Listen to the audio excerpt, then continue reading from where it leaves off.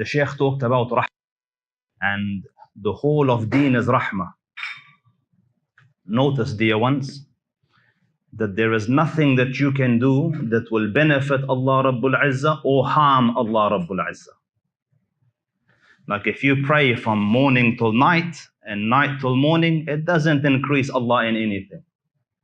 The Hadith al-Qudsi says the same. لو أن أولكم وآخركم وإنسكم وجنكم, if the first of you and the last of you and the male of you and female of you and the ins of you and the jinn of you were to become the best of creation, the most righteous of hearts, it wouldn't add anything to the kingdom of Allah Rabbul Izzah. And if you were to become the most wretched of hearts, you become the most vile and evil of creation, it wouldn't take anything from the majesty of Allah Rabbul Izzah. So, tadabburan, for the one that can think, you must deduce that, listen, then why the ibadah? Why the halal and haram? If it doesn't do anything for the Dhul Arsh al-Majid. So the simple answer is, all of this was for you. The ibadah is a mercy for you. The halal is a mercy for you. The haram is a mercy for you. There was a person I used to work with, and so I come from an engineering background in the olden days, and one of the fields in engineering is mining engineering, process engineering. There was a gentleman that used to work next to me, so he told me, he said, my brother died, my brother was killed. Now we're in Australia, no one gets killed in Australia, walillahi alhamd, there's relative peace and relative security. So I turned to this man, like, what happened? How did your brother die? So he said his friends kicked him in the head till he died. So, you know, ni'mal friends, if they kick you in the head to tell you what happened. So in mining, you wear steel cap boots, safety. So they got drunk, and the same friend, they kicked him in the head and killed the man. So rewind back, what caused it? Alcohol. Sah? And Allah prohibited alcohol for you, not to deprive you, because He gives it to you in Jannah, but He deprived you of it so that you are safe from all the harms. There's no drunk driving incidents. There's no broken families. There's no wake up with someone else's lipstick on your collar. Walillahi, Allah saved you. So notice, it was made for you. So the whole deen is rahmah. And it is a blessing in 2024 that we sit in a gathering and a sheikh and an alim and a da'i speaks about rahmah, because you think this is easy. Why can't Biden talk about rahmah? 40,000 people massacred in front of him, and he still sends weapons. Like south of the border from here, you get the cartel and the drug runners and this and that. Amidst them, it is accepted that you don't kill women and children. Like in the underworld, they know that you don't kill, a universal truth.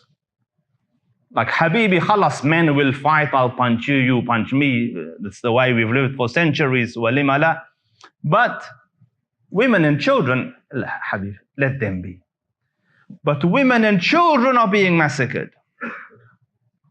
And a leader of the free world, and can't say, listen, stop. Why? Because Allah has pulled out rahmah from their hearts. Because if there was an iota of it behind the shiny suits, the clean facades, they would have said stop. So thank Allah Rabbul Izzah for instilling rahmah in us.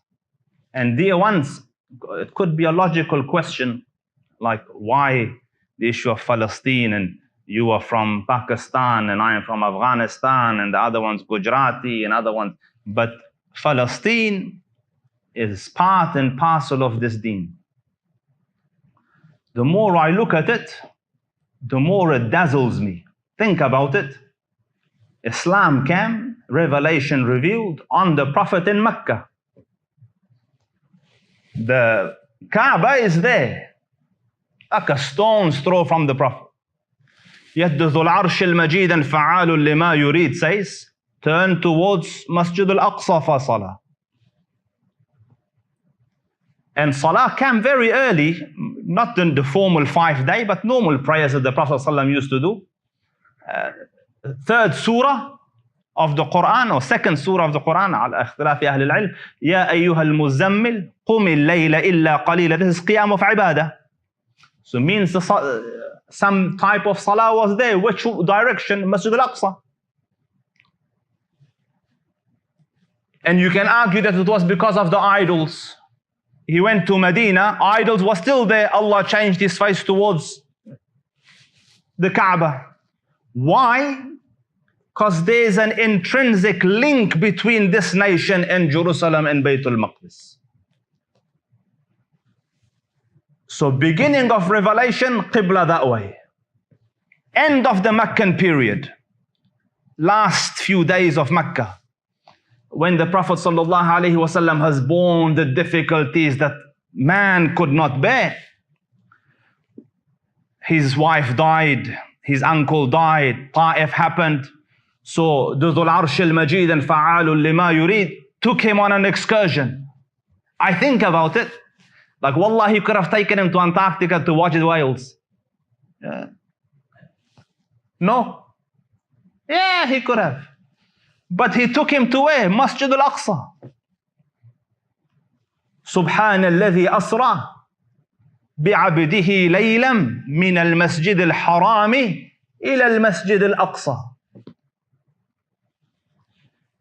Then he comes to Medina al-Munawwara, and one of his last campaigns is Tabuk. And he's in Tabuk,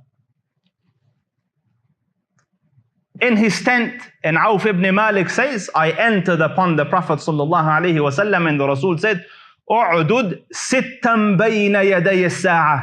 Count 6 things before the end of time. Mawti, my death. Thumma fathu Bayt al-Maqdis.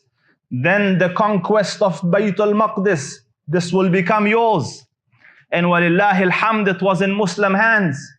From that time until 1917, where they took it from us, and the end of World War I, except for the short period of the Crusades.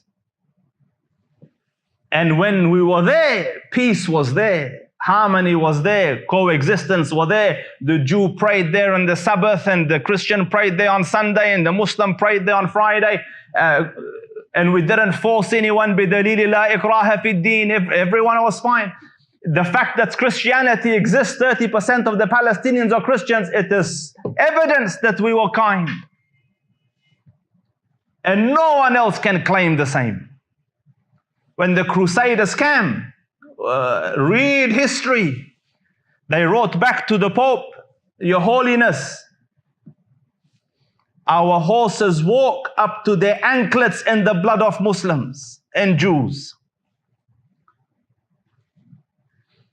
And when we took it again, benevolent again.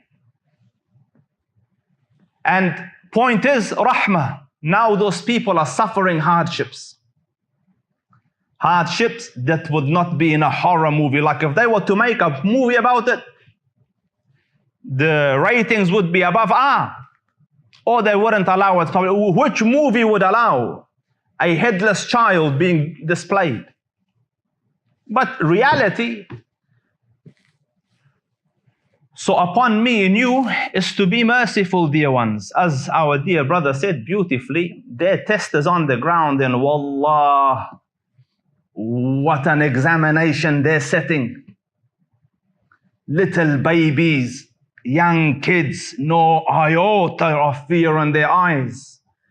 No backtracking, no ducking, no bending. Rijal, sadaqu ma ahadullah.